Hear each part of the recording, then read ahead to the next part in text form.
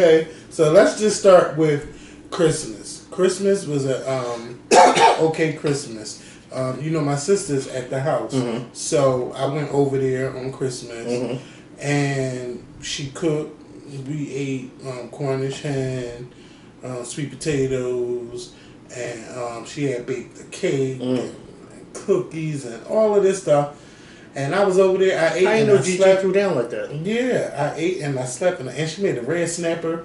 Had this place thinking for 3 days. I didn't even know that my apartment was smelling like fish until I would come back from work. So I just left the windows open. Right. And I was finally able to get it out of here. Because who's going to come through your windows? Well, no, they better not. Because one time I thought I heard somebody up there. I'm sure you did. And I jumped right on up to look. And you don't have a screen. I do have a screen. Oh, you have a screen? Oh. Yeah. I look right up out there to see if I seen somebody on. And if somebody was out there, what were you going to do? Bitch, I would have called 911. I mean, that's what you're supposed to do. I would scream real loud, get everybody knock on. Well, I wouldn't knock on every door, but I probably knock on some doors and say something's going on. Let them know something is going on. Yeah. Somebody's on my roof. Yes, I went over there. It was. I don't know that number. It was real quiet, but I slept and I ate and I slept all that stuff. Good. So who was over there? You, Gigi, and Sam? This man. Oh, what was Sam? Sam, he got some girl. He was well, one thing about Sam, he always got a girl. Remember the one girlfriend? That came all the way from Detroit. Yeah, one of those places I knew somewhere far. Yeah, she came all the way from Chicago. And was in there trying to cook and stuff. Yeah, and take care of your brother. Yeah, Nina didn't like that. Nina come in there and she in the kitchen and hold on, wait a minute. One thing I'll say, your brother had something in his pants for that girl to come over from Chicago.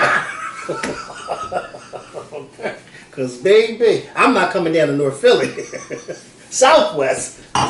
Let alone from she was sweeping the hallway. Yes, she was. Miss Barbara, you need anything? I remember her. She's a nice lady. Yeah, I think she may have been a little on the listen, don't do that. Special side, but she's very nice. You got no problems out of me. I liked her. I liked that. But yeah, so it was real quiet. They be coming in from somewhere with all their bags, and she'd speak and keep right on walking up the steps. And I'd be just like this. Hey, how you doing?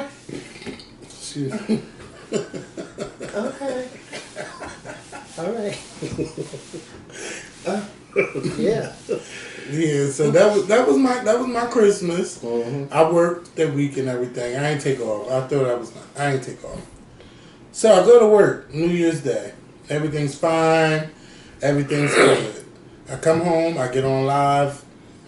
I felt okay. At the live, left side of my mouth started feeling funny. Like it was like if I touched it, or if I poked it, or if I swallowed, it started to hurt. And I was like, well, maybe it'll go away. I didn't think nothing of it. I wake up Tuesday morning, still feeling funny. And I go to work and I kind of snapped at work. I was like, I'm so tired of y'all coming to work sick. Y'all done got something going on with me.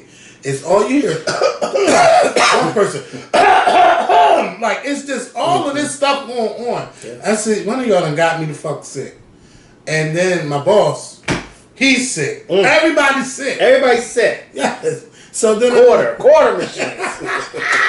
$20 going to blink in your eye. And you got all this lights on everywhere. And it ain't doing nothing. I got all these people in my house. Right. 10 damn people in my house.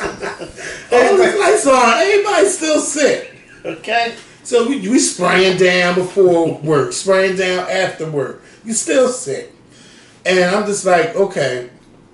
I try to work Mikkel. You know, you start talking to a couple customers, and when they start acting dumb and you got pain going on, you don't have time for the BS. That's right. You don't have time. Oh, I know. So I'm just like, you know what?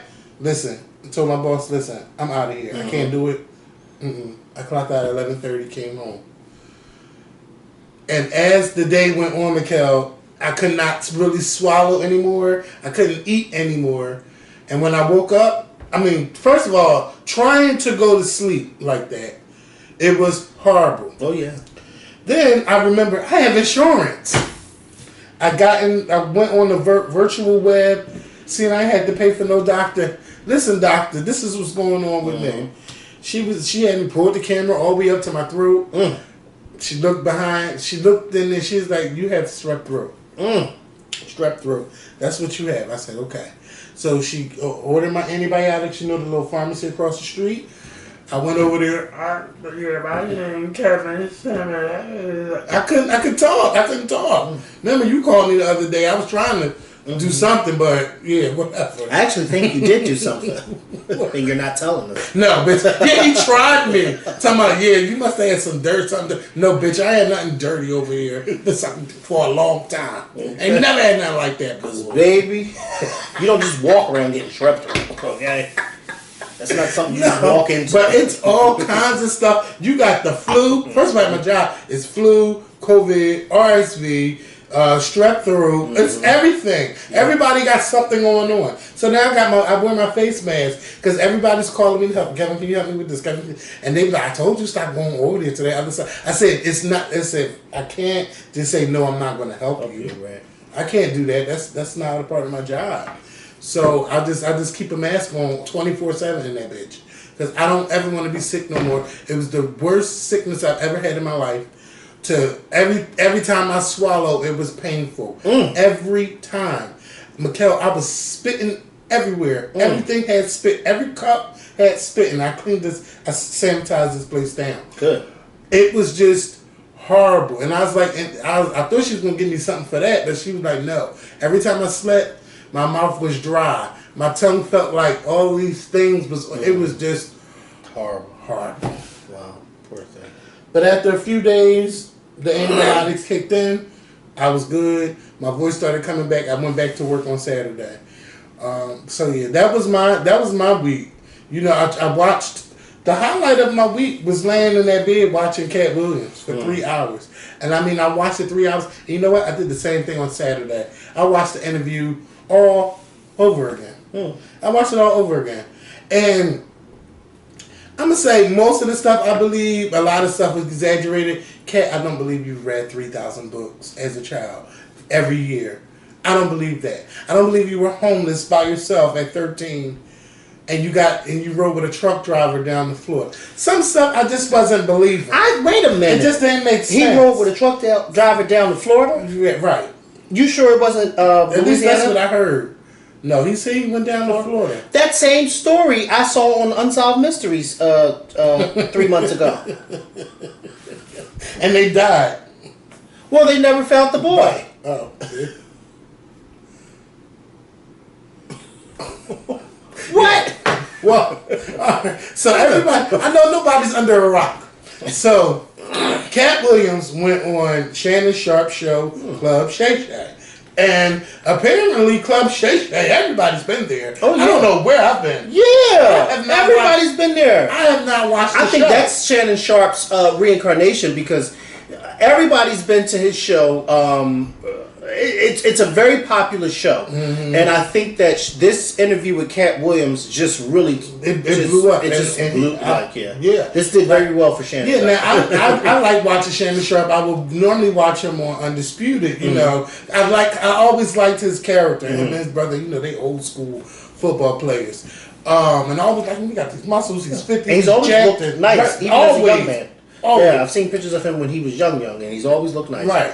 And I love when he always tells stories about his grandmom and the house that they had and all that. So I know all of that stuff. I just never watched Club Shay. I didn't know if it was everybody. We just coming on here, everybody coming in talking about sports or whatever. Yeah. I didn't know all of that stuff was going on his show. And first of all, I was shocked at it because when I seen 2 hours and 47 minutes, at first I thought I saw 2 minutes and 47 seconds. No, bitch. This was 2 hours and 47 minutes. And first thing, Katt was just going off about, oh, you invited this person here and you let them lie to you. You let them tell you this. You let them tell you that. Okay. And I guess he was there to set the record straight. And everybody, so far, everybody had something to say or had a response. Nobody sat up there and said, Katt is lying. Right. That's how I felt. Now, he might have exaggerated some stuff. You even had Old Dirty Bastard. No, that's not I'm about to say, Old Dirty excuse Bastard. me? That's not Old Dirty Bastard. What is that man's name? Which one? The one that looks like Esterol. Trick Daddy. Trick Daddy. He even came out. Yeah. And his name wasn't even mentioned. It didn't have nothing to do with it. But he was... Talking about something you said years ago. Years ago. Why don't nobody know what he said about you years ago? So why would you get on cameras? I mean, it didn't... I said Katt Williams has offended everybody. Okay. If Trick Daddy is coming on camera to talk about something that he said years ago. Right. About him. I said, well, Trick. Because that's what I like to call him. Trick. Who? Well, what did he say? Yeah. I don't even know what he said. I don't even know what he said about you. He said, you ain't gonna come at Cedric. Yeah, well... And I said, I ain't know people would defend Cedric like that. Yeah! Cedric is like in his 60s. So all the old people probably gonna defend Cedric. But when you say, I did this, okay, he said car, and you said Starship. Now when you look at the old clip, it's the same thing. So somebody's lying. Cedric. Yeah. Somebody's lying, Cedric. Now I know people steal jokes and stuff, but if you're gonna steal a joke, just ask. Let me tell you should have asked him a long time ago. This is how I feel. I feel that Katt Williams said, this is my time to set the record straight for a lot of people. And he did. The one person that I really felt like he was really honest about was Steve Harvey. I was never, ever a Steve Harvey fan. Never. It was something about Steve Harvey that came off a little phony to me. Just like Meek Mill. I just felt like he, just always a little phony. Steve Harvey, I was never a fan. When he started to say his part about Steve, I said, yeah, I believe this. Even down to Steve being jealous of Bernie Mac. Even down to Steve claiming that he never wanted to be a movie star. And Katt said, well, of course you did. It's just done a couple movies. Yeah, I don't know. But not nothing major. Yeah, I don't know. Yeah, I don't know. So he said, well, of course you did. It's just that Hollywood was not here for you. Yeah. You were a bumbling country talking fool. And when you stop and think about it, all the men that were on Kings of Comedies were in big movies. DL was in movies. Cedric was. Bernie Mac was. I'm thinking and like all Steve, had TV shows before Bernie and Mac. I'm thinking like, well, Steve, why wouldn't you want to be like Katt said? Why wouldn't you have wanted to be in a movie? No, Hollywood was not. They didn't have any parts for you. That's why you weren't. Now, Steve Harvey has made a gazillion dollars. Yes, I mean, you can't take that away from him. And I really don't expect nothing from this when it comes to Steve Harvey. He'll respond if he already did or if he didn't, or he won't. I mean, he's big. But I just think that, I felt like there was a lot of truths in what Katt Williams was saying.